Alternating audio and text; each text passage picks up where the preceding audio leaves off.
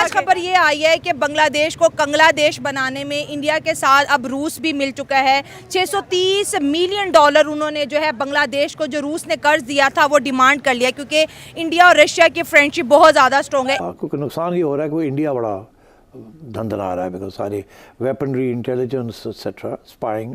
एक तो इंडिया को जो है वो अमेरिका ने F-16 ऑफर कर दिए हैं।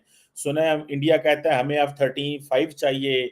हिंदुस्तान के करीब बहुत हो गया है और इंडिया को ट्रांसफर टेक्नोलॉजी भी हो रहा है, इंटेलिजेंस भी हो रही है, सब कुछ हो रहा है। दोस्तों, पाकिस्तान में जोकरों की, मस्खरों की और बेवकूफ़ों की कोई कमी नहीं है। एटमी ताकत तो हम रखते हैं, फिर भी क्या बात है, एटम बम के आगे कुछ नहीं बनाना। बिल्कुल ऐसे ही है।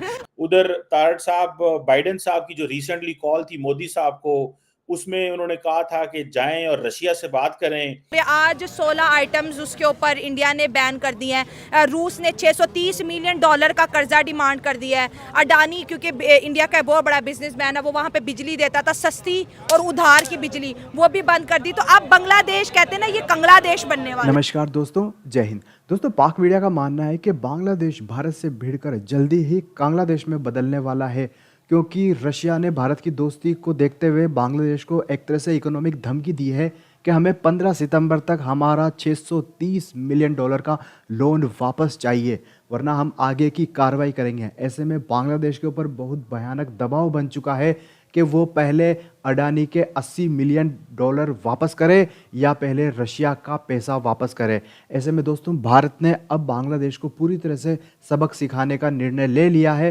क्योंकि बांग्लादेश आए दिन भारत को भयानक धमकियां दे रहा है और वहां के हिंदुओं पर अत्याचार कर रहा है। देखते हैं दोस्तों यह वीडियो। है कि बांग्लादेश के वो कंगले वाले दिन शुरू हो गए हैं, मतलब भारत उसको माफ नहीं करेगा। और क्योंकि वही तो सपोर्ट कर रहा था, बांग्लादेश को बनाने वाला भी इंडिया था, बांग्लादेश को चलाने वाला भी इंडिया है। बांग्लादेश वालों को अभी भी होश के नाखर लेने चाहिए कि अपने अब्बू जी से राजी हो जाओ, और आपका बाप नजदीक कोई भी नहीं है। और चाचों मामों पे चाचों आजा के एहसान भूल गए बंगाली। जब हमारे साथ जंग हो रही थी, हमसे अलहदा हुए थे, तो उन्होंने इंडिया भी नहीं उनको संभाला था। ठीक है, उन्होंने उनका हाथ पकड़ा था। वैसे भी उनके साथ बॉर्डर लगता है, इतने अरसे से इंडिया उनको सपोर्ट कर रहा है। अच्छा, ठीक है ना।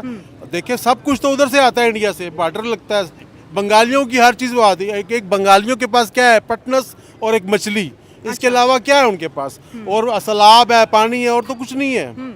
ठीक है, तो जब आपके पास कुछ है भी नहीं है, आपका ऊपर दुनिया में कोई दोस्त भी नहीं है, ठीक है, फिर आप अपने बड़े हमसाये से क्यों बगाड़ के रखते हो?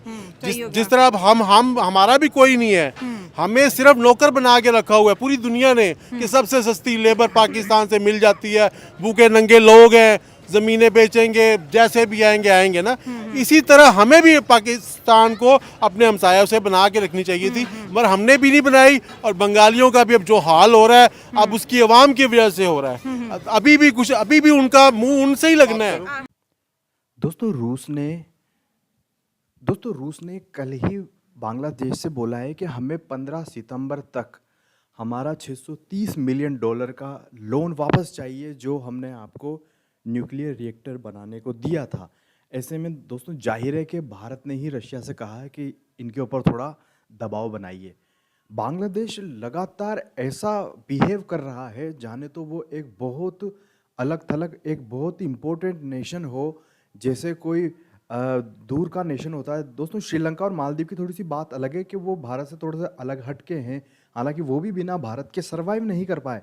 ऐसे में बांग्लादेश जो लगभग चारों तरफ से भारत से घिरा हुआ है, थोड़ा सा हिस्सा इसका म्यांमार से मिलता है, वहाँ भी म्यांमार इनसे शदीद नफरत करता है, बांग्लादेशियों से। ऐसे में भारत ही वो है जो इनको लगातार मदद करता है। सबसे बड़ी बात है दोस्तों, भारत ने बांग्लादेश को उठाने के लिए अपनी टेक्सटाइल इंडस्ट्री भी ज़्यादा पनपने नहीं दी।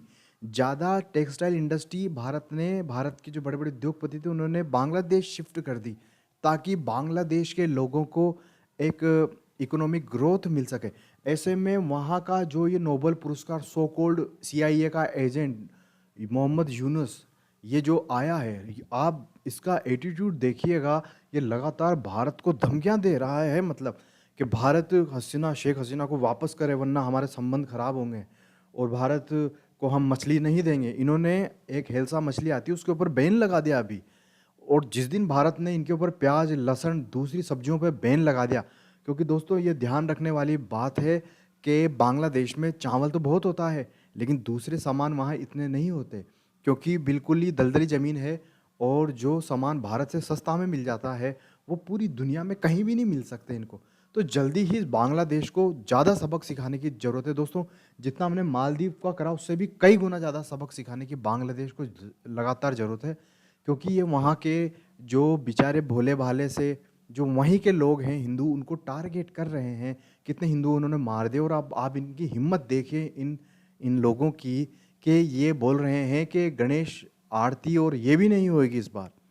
आप देखो, ऐसे में दोस्तों भारत को बिल्कुल ये नहीं करना चाहिए कि सिर्फ डिप्लोमेटिक करे। भारत अगर सुपर पावर अपना आप को समझता है या बनना चाहता है तो भारत को बिहेव भी सुपर पावर करना पड़ेगा। अगर हमारे ही देश के हिंदू, हमारे ही धर्म के हिंदू दूसरे देशों में सुरक्षित नहीं रह सकते तो फिर किस बात का भारत सुपर पावर है। बांग्लादेश को एक बहुत सख्त से सख्त सबक सिखाया जाना चाहिए दोस्तों। और सिर्फ इतना ही नहीं होना चाहिए कि अडानी ने बोल दिया कि पैसे दो पैसे दो। हाँ, इससे तो दबाव बनता ही है, ये तो डिप्लोमेटिक वे है, लेकिन दूसरे तरीके भी भारत को अपनाने चाहिए लगातार। और आप देखना कि वो वहाँ के लोगों में भारत के प्रति कितनी नफरत है। सब कुछ भूल चुके हैं। इनको औकात याद दिलाई जाए कि भाई आपका भारत के बगैर आपका क्या हो सकता है। दोस्तों हमें तो यूँ मानना है कि अगर हालात ज़्यादा बिगड़ते हैं तो भारत को चाहिए कि उसकी चिकन नेक को थोड़ा सा चौड़ा करें। जय हिंद दोस्तों।